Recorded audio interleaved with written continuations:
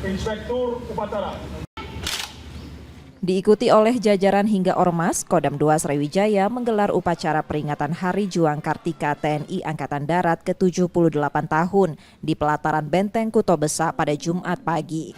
Upacara untuk mengenang jasa dan kemenangan militer Indonesia bersama kekuatan rakyat ketika memukul mundur Belanda pasca kemerdekaan. Hari Juang atau juga disebut Hari Infanteri diperingati pada 15 Desember setiap tahun sebagai momentum penghormatan terhadap prajurit yang terlibat dalam pertempuran Ambarawa. Pada tahun ini, Hari Juang Kartika mengusung tema bersama rakyat melestarikan alam. Panglima Kodam 2 Sriwijaya menerangkan dalam peringatan ini jajarannya telah melakukan penanaman pohon, pembersihan pasar dan saluran air. Masyarakat juga diajak berkontribusi untuk melestarikan alam dengan menjaga lingkungan mereka. Angkatan Darat ini kita peringati ke-78 ya. Tadi mengambil tema bersama rakyat melestarikan alam.